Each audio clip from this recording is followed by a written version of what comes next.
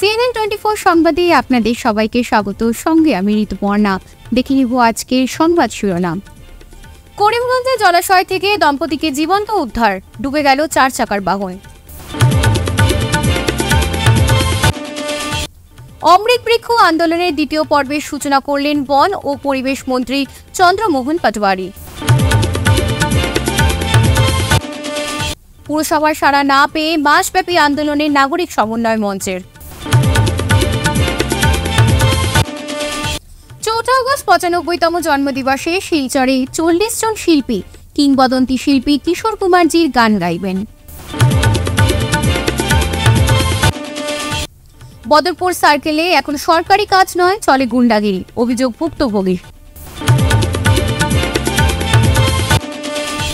এবার সংবাদ বিস্তারিত। নিয়ন্ত্রণ হারিয়ে সড়ক থেকে জলাশয়ে পড়ে ডুবে গেল 4 চাকার বাহন এক্সপ্রেসও গাড়ি, তবে জীবিত উদ্ধার করা হলো যাত্রীদের। করিমগঞ্জে জলাশয় থেকে দম্পতিকে জীবন্ত উদ্ধার, ডুবে গেল 4 চাকার বাহন। নিয়ন্ত্রণ হারিয়ে সড়ক থেকে জলাশয়ে পড়ে ডুবে গেল 4 চাকার বাহন এক্সপ্রেসও গাড়ি, তবে জীবিত অবস্থায় উদ্ধার করা হলো যাত্রীদের। শুক্রবার বিকেলে দুর্ঘটনাটি সংঘটিত হয় অসম ত্রিপুরা 8 নম্বর জাতীয় সড়কে করিমগঞ্জ শহর সংলগ্ন পুয়ামারায়।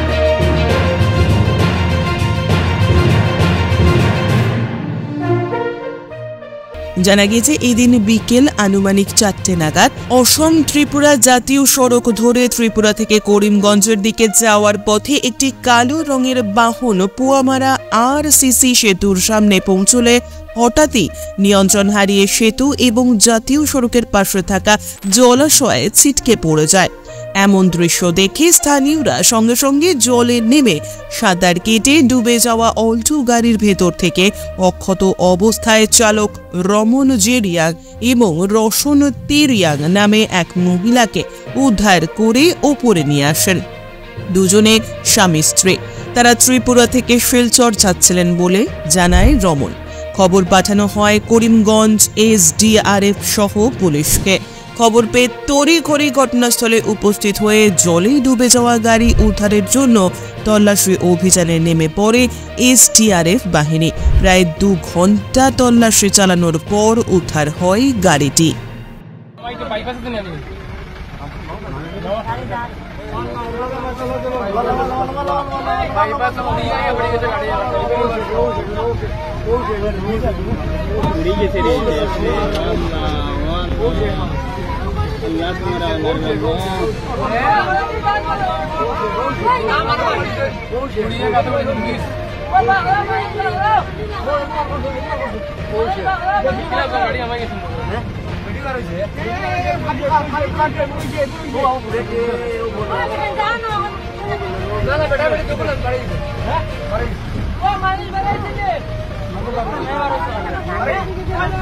ড্রাইভার রয়েছে মনে হয় রে বা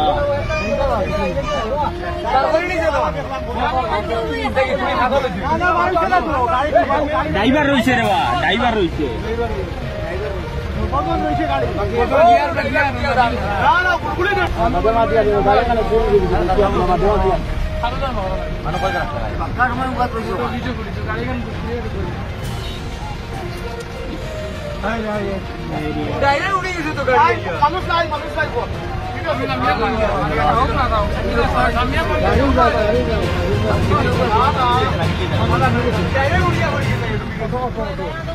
অটো না এল্টো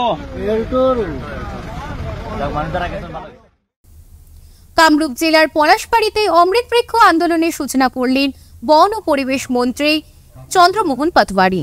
3 কোটি বৃক্ষরোপণ অভিযানের অংশ হিসেবে রাজ্যে এই বিশেষ কার্যসূচি শুরু হয়েছে। জিয়াগড় রিজার্ভ মডেল হাসপাতালের প্রাঙ্গণে বৃক্ষরোপণ করেন মন্ত্রী চন্দ্রমোহন পাটোয়ারি। উদ্বোধনী অনুষ্ঠানে মন্ত্রীর সঙ্গে ছিলেন পলাশবাড়ির বিধায়ক হেমাঙ্গ ঠাকুর, কামরূপ জেলার আয়ুক্ত কীর্তি জল্লে, DFO ডিম্পি বরা এবং বেশ কয়েকজন উচ্চ পর্যায়ের বন কর্মকর্তারা। আর তার উপরেও আমি 9 লাখ পুলি ৰুইছো 24 ঘণ্টাৰ ভিতৰত, 12 ঘণ্টাৰ ভিতৰত। ৰোপণ কৰাৰ এটা পদক্ষেপ লৈছে। সেই প্ৰগ্ৰাম আমাৰ যোৱা বছৰতো হৈছে। যোৱা বছৰত 1 কোটি গছ গছনি ৰোপণ কৰা হৈছে এই বছর 3 কোটি টার্গেট লোৱা হৈছে। আপুনি যেনেকৈ জানে আমাৰ সেলফ হেল্প গ্ৰুপ মহিলাসকল, আমাৰ NGOs, আমাৰ সিভিল সোসাইটি সকলো এপ্লাই কৰিব পাৰি। পুরসভার সাড়া না পেয়ে মাসব্যাপী আন্দোলনের ডাক দিলেন নাগরিক সমন্বয় মঞ্চের কর্মকর্তারা। শিলচরের বিভিন্ন সংগঠন ও সচেতন নাগরিকদের উপস্থিতিতে গত 29শে জুলাই সোমবার শিলচর পুরসভার সামনে অনুষ্ঠিত বিশাল গণধর্নার পুর প্রশাসক উপস্থিত হয়ে প্রগতিশীল নাগরিক সমন্বয় মঞ্চ শিলচরের নেতৃবৃন্দের কাছ থেকে স্মারকলিপি গ্রহণ করার 48 ঘন্টা পেরিয়ে গেলেও পুর প্রশাসকের পক্ষ থেকে কিচ্ছু জানানো হয়নি। এতে গভীর ক্ষোভ ব্যক্ত করে মঞ্চের পক্ষ থেকে পুনরায় শক্তিশালী আন্দোলন গড়ে তোলা হয় বলে হুঁশিয়ারি প্রদান করা হয়। শিলচরের সিটিভিউ কমপ্লেক্সের সভাগৃহে সংগঠনের কার্যকারী সভাপতি আইনজীবী ধ্রুব সাহার সভাপতিত্বে পরিচালিত সভায় সর্বসম্মতিক্রমে সিদ্ধান্ত গ্রহণ করা হয় যে আগামী 1 মাস শহরের প্রতিটি ওয়ার্ডের জনগণকে নিয়ে বিভিন্ন স্থানে প্রতিবাদী কর্মসূচি পালন করা হবে। বরাক উপত্যকার 40 জন বিশিষ্ট শিল্পী একসঙ্গে গান পরিবেশন করবেন। বরাকের শীর্ষস্থানীয় শিল্পীরা কিংবদন্তি শিল্পী কিশোর কুমারজির চিরসবুজ গান গাইবেন। আগামী 14 আগস্ট গোলদিঘি মলে অনুষ্ঠান আয়োজন করা হয়েছে। শিলচরের স্মাইল মিডিয়া ও এন্টারটেইনমেন্টের উদ্যোগে ও ব্লোস্টোন নিধি লিমিটেড ও শ্রী অ্যাসোসিয়েটের সহযোগিতায় কিশোর কুমারের 95তম জন্মদিবস উপলক্ষে ট্রিবিউট টু দ্য লেজেন্ড শীর্ষক অনুষ্ঠান আয়োজন করা হয়েছে। শুক্রবার শিলচর ইলোরা হেরিটেজে এক সাংবাদিক সম্মেলনে এই কথা জানান আয়োজন কোঅর্ডিনেটর সৌমিত্র শঙ্কর দত্ত, শিল্পী চ্যাংকুং কাবুই, শিল্পী পার্থ সাহা, আহ্বায়ক সঞ্জীব ভট্টাচার্য ও চয়ন রায়। সৌমিত্র জানান অনুষ্ঠান বিকেল 5টা থেকে শুরু হবে। সম্মেলন আমরা এই জন্য ডেকেছিলাম যে আগামী 4 আগস্ট 2024 ইংরেজিতে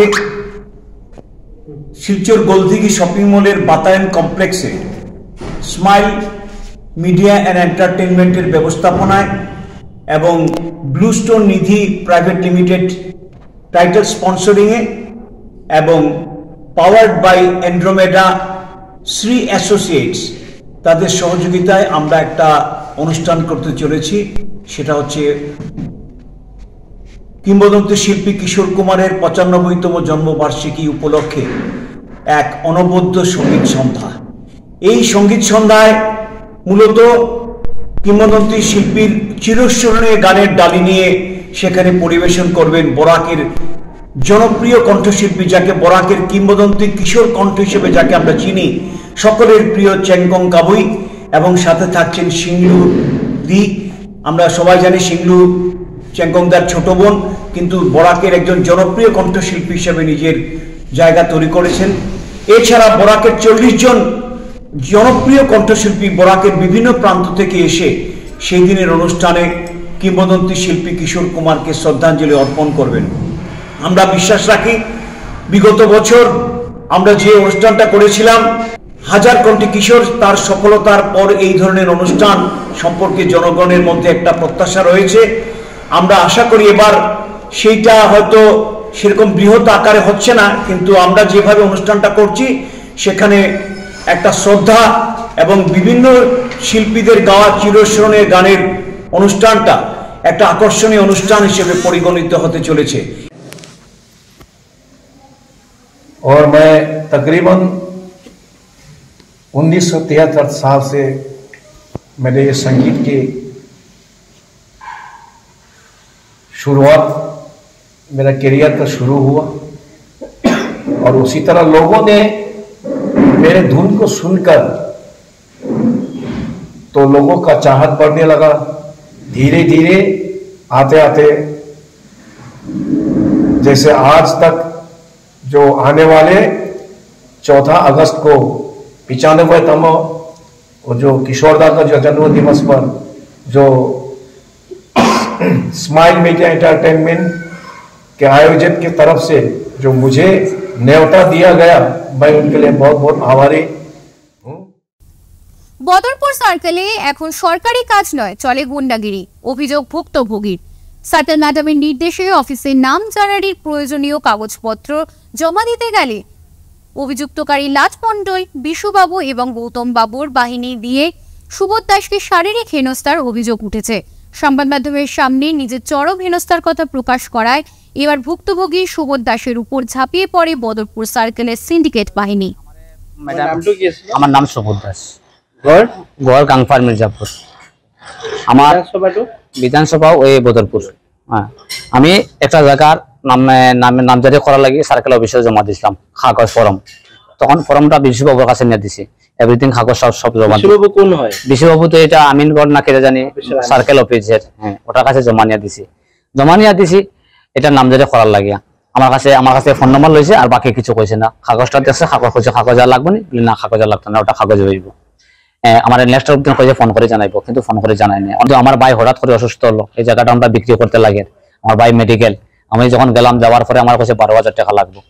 12,000 টাকা এই যে বিশুবাবু, বিশ্বরঞ্জন না দাস না কি জানি, বিশুবাবু এই যে বদরপুর সার্কেল অফিসের।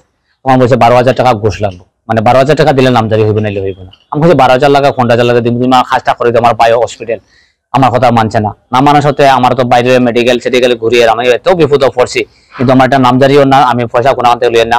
আমি মানুষের কাছে দাঁড় খরচ করে পয়সা করে লইয়া আমার বাইরে চিকিৎসা করিয়া মেডিকেলের ট্রিটমেন্ট আমার কাছে আছে। বাইটু মারা গেছে, কিন্তু আমার বাইটা নাই। এই বাইটার নাম আসলো বিপ্লব দাস। আমি পরের দিন এই নেক্সট অফ আমার কাছে আছে, কিন্তু ম্যাডাম রাগের সত্যি আমি দেখাইতে পারিনি, ভুলে গেছি। নেক্সট অফ লিয়া পরের দিন আমি গেছিলাম, যাওয়ার পরে আমি ম্যাডামরে খুঁজাইছি এটা আমার কাছে আছে বলিয়া।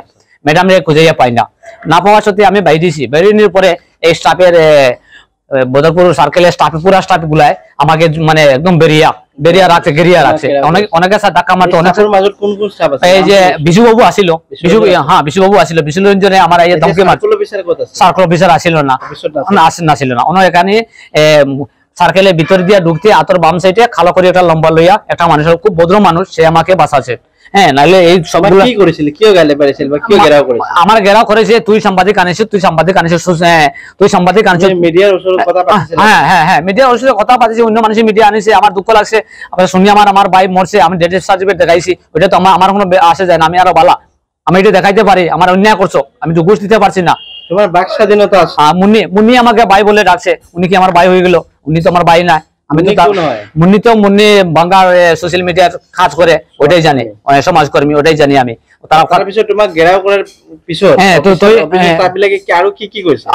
মুন্নির কাছে তুই গিয়া ওটা ডিলিট কর, ওটা যেগুলা তারা উঠেছে, এই যে আপনারা যেগুলা কথা ডিলিট করার লাগি, আনাইলে তুই পুলিশ আনিয়া ডাকিয়া তোর এখন পুলিশে ঢুকাই দিম। আমি ঠিক আছে, পুলিশে ডাকো। আমাকে এই বিশুবাবু, আমার এটা নামজারি এখানে হয় না। আর আমার এখানে এই যে আমার ভাইটা মারা যায়, কি কারণে এই সার্কেলটা অফিসে ঘুষ লয় আর ঘুষ দেয় না, তার এটা কাজ হয় না। আমার ঘুষ দিতে পারছি না, আমার ভাই মারা গেছে, এটা কাজ হইল না। এখানে ওইটা মুখ্যমন্ত্রীর কাছে আবেদন রইল। ফিরছে একটি বিরতির পর, সঙ্গে থাকুন।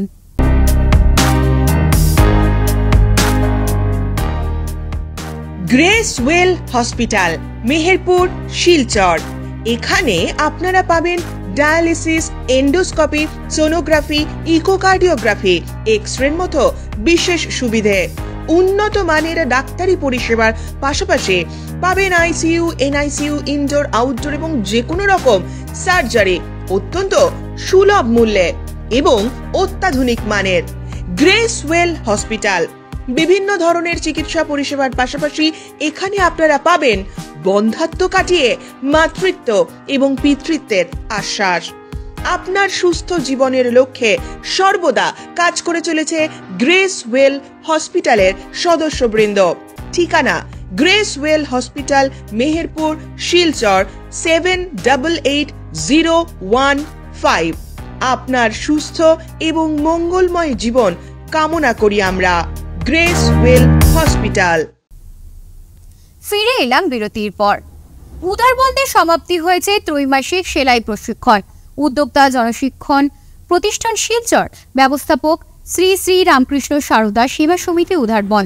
বৃহস্পতিবার এক অনাড়ম্বর অনুষ্ঠানে প্রশিক্ষণার্থী নবীদের হাতে শংসাপত্র তুলে দেন শিলচর রামকৃষ্ণ সারদা সেবাশ্রমের বৈকুণ্ঠানন্দজি মহারাজ সহ অন্যান্য অতিথিবৃন্দ। অনুষ্ঠানে প্রারম্ভিক বক্তব্য রাখেন সেবা সমিতির সম্পাদক কিশোর ভট্টাচার্য। নিজের পায়ের উপর খাড়া হওয়া এবং উপার্জন ক্ষম হওয়া, যে এই প্রশিক্ষণ নিয়ে আমি উপার্জন করব, নিজের পায়ের উপরে খাড়া হব, এটা হচ্ছে উদ্দেশ্য। তো দিদিমণিরা যেখানে এখানে যারা প্রশিক্ষণ দিচ্ছেন সবাইকে আমি ধন্যবাদ দিচ্ছি, সাধুবাদ জানাচ্ছি। স্বামী বিবেকানন্দ একটি জায়গায় বলছেন, stand on your 2 feet and be man. এখানে ম্যান মানে পুরুষ নয়, পুরুষ মহিলা সবই মানুষ মাত্রই দুটো পায়ের উপর খাড়া হতে। তার মানে আত্মবিশ্বাস, নিজের উপরে বিশ্বাস এবং উপার্জনক্ষম হয়ে এই পৃথিবীতে দাঁড়াতে হবে। যখন উপার্জন আরম্ভ হয়ে যায় তখন নিজের উপরে একটা বিশ্বাস আসে এবং মানুষ এগিয়ে যেতে পারে, অনেক কাজ করতে পারে সমাজের জন্য। তাই স্বামীজি বলছেন স্ট্যান্ড অন ইউর 2 feet। আমি আশা করব আপনারা যারা প্রশিক্ষণ নিয়েছেন নিশ্চয় এই দিকে নজর রাখবেন এবং নিজের পায়ের উপর নিশ্চয় খাড়া হতে পারবেন।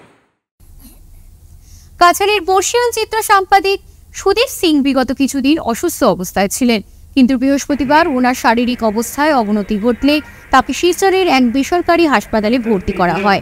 পারিবারিক সূত্রে জানা গেছে তার মিনি স্ট্রোক সহ হাই ব্লাড সুগার ও শ্বাসকষ্ট রয়েছে, যার জন্য তার চোখে অস্ত্রোপচার করা সম্ভব হচ্ছে না। তিনি ডক্টর কিশোর উপাধ্যায়ের তত্ত্বাবধানে রয়েছেন এবং বর্তমানে তার স্বাস্থ্য পরিস্থিতি স্থিতিশীল আছে বলে জানা গেছে। আজকে CNN 24 সংবাদ এই পর্যন্তই। নমস্কার।